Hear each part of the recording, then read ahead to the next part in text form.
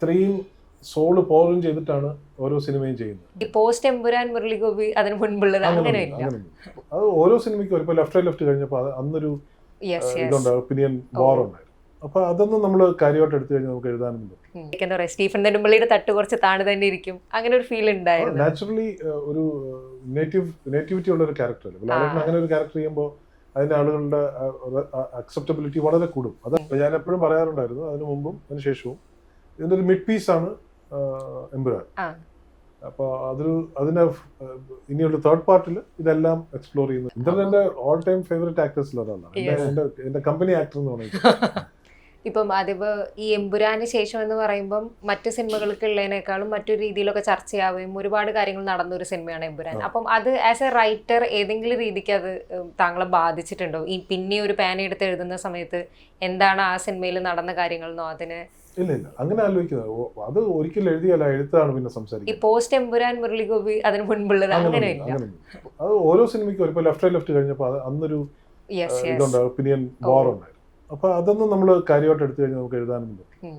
ഞാനെപ്പോഴും ഒരു സിനിമ എന്റെ മാക്സിമം കൊടുക്കുക. അതിന്റെ ആ സിനിമ ചെയ്തുകൊണ്ടിരിക്കുന്ന സമയത്ത്, ഇപ്പൊ ഈ അനന്തൻകാട് ചെയ്തുകൊണ്ടിരിക്കുന്ന സമയത്ത് വരെ ഒരുപാട് ആക്ടിങ് ഓഫേഴ്സ് വന്നിട്ട് അതൊന്നും എടുക്കാതെ ഞാനൊരു 1.5-2 വർഷത്തോളം ഈ സിനിമയ്ക്ക് വേണ്ടി മാത്രമാണ് ചെലവഴിച്ചത്. ഞാൻ അങ്ങനെ ചെലവഴിക്കുന്ന ഒരാളാണ്. അപ്പോൾ അങ്ങനെ ചെയ്യുമ്പോൾ നമ്മൾ അത്രയും സോള് പോറും ചെയ്തിട്ടാണ് ഓരോ സിനിമയും ചെയ്യുന്നത്. ഒരു സിനിമ ചെയ്തു കഴിഞ്ഞാൽ പിന്നെ ആ സിനിമ സംസാരിച്ചോളും, നമ്മൾ സംസാരിക്കേണ്ട ആവശ്യമില്ല എന്ന് വിശ്വസിക്കുന്ന ആളാണ്. അപ്പോൾ ഇനിയും കഥകൾ പറയാൻ ഉള്ളിടത്തോളം കാലം, ഇനിയും അത് ചെയ്യാൻ അത് മനസ്സിലാവുന്ന ഡയറക്ടേഴ്സും ആക്ടേഴ്സും ഉള്ളിടത്തോളം കാലം, നമുക്ക് അവസരങ്ങൾ കിട്ടുന്നിടത്തോളം കാലം, പ്രൊഡ്യൂസേഴ്സ് ഉള്ളിടത്തോളം കാലം ചെയ്യാന്നുള്ളത്. ഇപ്പം ഈ പടത്തിന്റെ മറ്റൊരു സെല്ലിംഗ് പോയിന്റ് അല്ലെങ്കിൽ മറ്റെല്ലാവരും വരുന്നൊരു ടാഗ് എന്ന് പറഞ്ഞാൽ എമ്പുരാന് ശേഷം മുരളി ഗോപിയുടെ തിരക്കഥയിൽ വരുന്ന സിനിമ എന്നുള്ളതാണ്. അപ്പം എനിക്ക് തോന്നുന്നു നിങ്ങൾ ടിയാൻ പിടിക്കുന്ന സമയത്ത് ഞാനിങ്ങനെ ജസ്റ്റ് അതിന്റെ പണ്ടത്തെ വായിച്ചു നോക്കുമ്പോൾ അന്ന് വരുന്ന വാർത്തകൾ പറയുന്നത് ലെഫ്റ്റ് ആൻഡ് റൈറ്റിനൊക്കെ ശേഷം മുരളി ഗോപി എഴുതുന്ന ലെഫ്റ്റിന് ശേഷം മുരളി ഗോപി എഴുതുന്ന തിരക്കഥയിൽ വരുന്ന സിനിമ എന്നുള്ളതാണ്. അപ്പം അത് കഴിഞ്ഞ് വർഷങ്ങൾ കഴിഞ്ഞു, അപ്പോഴും അതൊരു ഭയങ്കര ഒരു മൊമെന്റ് ആണല്ലോ. ഒരു റൈറ്ററുടെ പേരിൽ എപ്പോഴും സിനിമ അറിയപ്പെടുക, അല്ലെങ്കിൽ അങ്ങനെ ഒരു ക്രൂവിന്റെ പേരിൽ അറിയപ്പെടുക എന്നുള്ളതും കൂടി ഒപ്പം എല്ലാം വരുന്നതിൻ്റെ ഒപ്പം തന്നെ. സോ ലൈക്ക് അതൊരു കാര്യം പറയാനുണ്ട്. അപ്പൊ ഇത്രയും നാള് ഇങ്ങനെ റെലവെന്റ് ആയിട്ടിരിക്കാൻ, റൈറ്റർ എന്നുള്ള രീതിക്ക് റെലവെന്റ് ആയിരിക്കാൻ മുരളി ഗോപിക്ക് ഇപ്പോഴും കഴിയുന്നു എന്നുള്ളതുണ്ടല്ലോ. അതിലെവിടെയെങ്കിലും എനിക്ക് തോന്നുന്നില്ല താങ്കൾ അതിനകത്ത് അങ്ങനെ ഒരു പ്രത്യേകിച്ച് ഒരു പ്രൗഡ് എടുക്കുന്നു. ബട്ട് സ്റ്റിൽ ആ റെലവൻസി കീപ്പ് ചെയ്യാൻ വേണ്ടിയിട്ട് അത് സ്വാഭാവികമായി സംഭവിക്കുന്നതാണോ, അല്ലെങ്കിൽ എപ്പോഴും മൈൻഡിൽ ഉണ്ടാവാറുണ്ടോ എല്ലാ കാലത്തും ഇങ്ങനെ? ഇല്ല, അങ്ങനെയൊന്നുമില്ല. അങ്ങനെ ഒരു ഷാർട്ട് ഒരു ക്രിയേറ്ററിനും പിടിക്കാൻ പറ്റില്ല. നമ്മൾ എത്രത്തോളം റെലവെന്റ് ആയിരിക്കും അത്രത്തോളം കാലം റെലവെന്റ് ആയിരിക്കും. അത് കഴിഞ്ഞ് നമ്മുടെ റെലവൻസ് പോകുമ്പോൾ നാച്ചുറലി വിൽ ബി ഔട്ട്. പിന്നെ റെലവെന്റ് ആയിരിക്കണമെന്ന് ഉള്ളത് മാത്രമല്ല, നമ്മളൊരു കഥ, ഞാൻ ഒരിക്കലും എൻ്റെ പേപ്പറിൽ എനിക്ക് പറയാനില്ലാത്തൊരു കാര്യത്തിനെ കുറിച്ച് ടച്ച് ചെയ്തിട്ടേ. അപ്പോൾ ഇത്രയും കാലം ചെയ്തതിലും ഇപ്പോൾ 2004 എൻ്റെ ഫസ്റ്റ് റൈറ്റിംഗ് വന്നതിന് ശേഷം ഇപ്പോൾ 22 ഇയേഴ്സ്. ഇതിനിടയിൽ ഞാൻ 9 തിരക്കഥകൾ എഴുതിയിട്ടുള്ളൂ. ഇതെൻ്റെ 9ാമത്തെ തിരക്കഥയാണ്. അപ്പോൾ ഈ കാലം അത്രയും എനിക്ക് പറയാനുള്ള കഥകൾ മാത്രമേ ഞാൻ പറഞ്ഞിട്ടുള്ളൂ. ചെയ്യാൻ കഴിഞ്ഞ സമയത്ത് അതിൽ കുറച്ച് സ്പിരിച്വാലിറ്റിയും കുറച്ചൊരു എന്താ പറയുക, ഐഡന്റിഫൈ ചെയ്യാൻ പറ്റാത്ത, ചില ആൾക്കാർക്കെങ്കിലും ഐഡന്റിഫൈ ചെയ്യാൻ പറ്റാത്തൊരു സ്റ്റഫ് അതിലുണ്ടായിരുന്നു. അത് കുറച്ചൊരു എക്സ്പെരിമെന്റൽ ഫിലിമായിരുന്നു. അപ്പോൾ അന്ന് തന്നെ കൃഷ്ണകുമാറിനോട് ഞാൻ പറഞ്ഞതാണ്, ഒരു കഥ എൻ്റെ മനസ്സിലുണ്ട്, അത് എൻ്റെ വളരെ മനസ്സിനോട് അടുത്ത് നിൽക്കുന്ന ഒരു സംഭവമാണ്. അപ്പോൾ അത് തിരുവനന്തപുരം എന്ന് പറഞ്ഞ കൃഷ്ണകുമാറിനും വളരെ അറിയാവുന്നൊരു ടെറൈനാണ്. കൃഷ്ണകുമാറിനും തമിഴ് നന്നായിട്ട് തമിഴിലൊരു സിനിമ ചെയ്തിട്ടുണ്ട്. അപ്പോൾ അങ്ങനെ ഒരു ഐഡന്റിഫയബിൾ ആയിട്ടുള്ള ഒരു ടെറൈനിൽ ഒരു സാധനം ഞാൻ ചെയ്യാം എന്ന് അന്നേ ഞാൻ പറഞ്ഞിരുന്നു. അപ്പോൾ അതിന് കറക്റ്റായിട്ടൊരു പ്രൊഡക്ഷനും കറക്റ്റായിട്ടൊരു, ഇപ്പോൾ ഞാൻ ഈ കഥ എഴുതുമ്പോൾ തന്നെ എൻ്റെ മനസ്സിൽ ആദ്യം പേപ്പർ തുടങ്ങുന്ന മോമെന്റ് തന്നെ വെട്രി എന്ന് പറയുന്ന ക്യാരക്ടർ വരുമ്പോൾ തന്നെ എൻ്റെ മനസ്സിൽ ഞാൻ ആദ്യം കണ്ട മുഖം എന്ന് പറയുന്നത് ഞാൻ കടവുള്ളിൽ, ഞാൻ ആദ്യമായിട്ട് ആരെയെ കാണുന്നത് ഞാൻ കടവുൾ. അപ്പോൾ അതിലൊരു ഇന്റൻസ് ആയിട്ടുള്ള ഒരു ക്യാരക്ടറും അതിൻ്റെ I spoke, the body spoke, the body language spoke, everything was in place. അപ്പോൾ അങ്ങനെ ഒരു ക്യാരക്ടർ കണ്ടപ്പോൾ എനിക്ക് ആ ആള് തന്നെ ഇത് ചെയ്യണം എന്നുണ്ടായിരുന്നു. അപ്പോൾ അത് കറക്റ്റായിട്ട് ഞാൻ പോയി പറയുകയും മനസ്സിലാവുകയും, പിന്നെ ഇതിൻ്റെ ഒരു വലിപ്പം, ഇതൊരു വലിയ സിനിമയാണ്.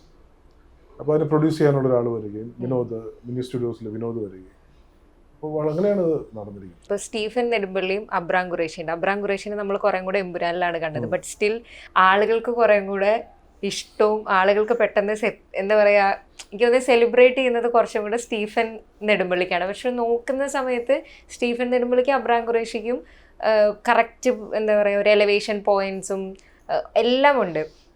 അപ്പം ഒരു റൈറ്റർ എന്നുള്ള രീതിക്ക് തോന്നിയിട്ടുണ്ടായിരുന്നു സ്റ്റീഫൻ നെടുമ്പള്ളിനെ ആയിരിക്കും ആളുകളുടെ മനസ്സിൽ കുറേ കൂടെ ലൈക്ക് എന്താ പറയുക, സ്റ്റീഫൻ നെടുമ്പള്ളിയുടെ തട്ട് കുറച്ച് താണു തന്നെ ഇരിക്കും, അങ്ങനെ ഒരു ഫീൽ ഉണ്ടായിരുന്നു. നാച്ചുറലി ഒരു നേറ്റിവിറ്റി ഉള്ള ഒരു ക്യാരക്ടർ അല്ലേ ലാലേട്ടൻ. അങ്ങനെ ഒരു ക്യാരക്ടർ ചെയ്യുമ്പോൾ അതിന്റെ ആളുകളുടെ അക്സെപ്റ്റബിലിറ്റി വളരെ കൂടും, അതറിയാം. പക്ഷെ ട്രിലജിയിൽ നമ്മളത് ട്രീറ്റ് ചെയ്യുമ്പോൾ അതിന് ഒരു സ്പേസ് വേറെ ചില ആസ്പെക്ട്സിനും കൂടെ പോകും.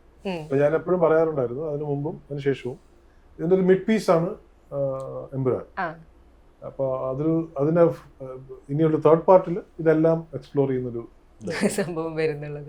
ഇപ്പം ഒരു സോഷ്യോ പൊളിറ്റിക്കൽ ആംഗിളിൽ വരുന്ന ഒരു സിനിമയായിട്ടാണ് എടുക്കുന്നത്. അപ്പം അതിൻ്റെ ഒരു ക്യാപ്റ്റൻ എന്ന് പറയുന്നത് ജിയാൻ കൃഷ്ണകുമാറാണ്. അപ്പം അത്തരം സിനിമകൾ എടുക്കുന്ന സമയത്ത് അതിൻ്റെ കഥയോട് നമുക്ക് കംപ്ലീറ്റ്ലി കമ്മിറ്റഡ് ആയിട്ടിരുന്ന് ചെയ്യാൻ പറ്റുന്നതും, ഇപ്പം ഈ പറഞ്ഞതുപോലെ ഇപ്പം എമ്പുരാന് വന്നത് മറ്റേതായിട്ടുള്ള, ഇപ്പം മുരളിഗോപി അതിനെങ്ങനെയാണ് കാണുന്നതെന്ന് പറഞ്ഞു. അപ്പം സംവിധായകൻ എങ്ങനെയാണ് അതിനെ കാണുക? അപ്പം ഈ സിനിമേനെ ആൾക്കാരെങ്ങനെ ആയിരിക്കും റെസ്പോണ്ട് ചെയ്യുക? ഏതൊക്കെ സ്ഥലത്തുനിന്ന് ഇതിന് പ്രതികരണങ്ങൾ വരും? അത്തരം സാധനങ്ങളെ പറ്റി നിങ്ങൾ പ്രിപ്പയർഡ് ആയിരിക്കും, അല്ലെങ്കിൽ ലൈക്ക് അത് നടക്കട്ടെ ഞാൻ എനിക്ക് പറയാനുള്ള സിനിമ പറയുന്നതാണോ?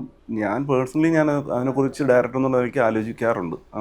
അങ്ങനെ ഒരു പ്രശ്നം വന്നാൽ എന്ത് ചെയ്യും എന്ന് ആലോചിക്കാറുണ്ട്. പക്ഷേ ഞാൻ സിനിമ ചെയ്യുന്ന സമയത്ത്, നമ്മളൊരു സിനിമയിലേക്ക് ഇറങ്ങുമ്പോൾ, ഇപ്പോൾ ടിയാൻ ചെയ്യുന്ന സമയത്ത് മുള്ളിച്ചേട്ടൻ ഇങ്ങനെ ഒരു സബ്ജക്റ്റ് പറയും, അത് ചെയ്യാം. നമുക്കറിയായിരുന്നു ആ സിനിമയിൽ ആ ലേയേഴ്സ് ചിലപ്പോൾ എല്ലാവർക്കും മനസ്സിലാവണമെന്നില്ല. ഇത് അറിഞ്ഞുകൊണ്ട് തന്നെയാണ് ആ സിനിമ ചെയ്യുന്നത്. അതിനകത്ത് വന്നിട്ടുള്ള കാര്യങ്ങൾ നമുക്കറിയാം, ഇതിങ്ങനെ ഉണ്ടാവാം എന്നറിയാം. ഈ സിനിമയിലും അതുപോലെ തന്നെ. ഈ സിനിമയിൽ ചിലപ്പോൾ ചില പൊളിറ്റിക്സ് ചിലർക്ക് ഇഷ്ടപ്പെടാം, ചിലർക്ക് ഇഷ്ടപ്പെടാതിരിക്കാം. അതിനെക്കുറിച്ചൊന്നും നമ്മൾ കൺസേൺ അല്ല. നമുക്ക് പറയേണ്ട കാര്യമാണ് പറയുന്നത്. അത് വളരെ എന്താണോ മുരളിച്ചേട്ടൻ പേപ്പറിൽ എഴുതിയത് അത് പറയണമെന്ന് ആഗ്രഹിക്കുന്ന ആളാണ് ഞാൻ.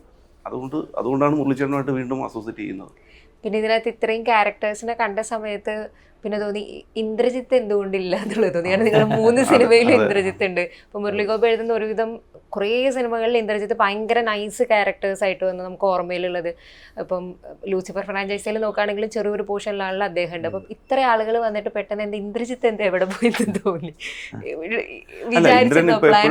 തിരുവനന്തപുരം കൂടെ ആണല്ലോ. ലൈക്ക് ഇന്ദ്രന്റെ ഓൾ ടൈം ഫേവറേറ്റ് ആക്ടേഴ്സിൽ ഒരാളാണ്. എന്റെ കമ്പനി ആക്ടർ എന്ന് പറയുന്നത്.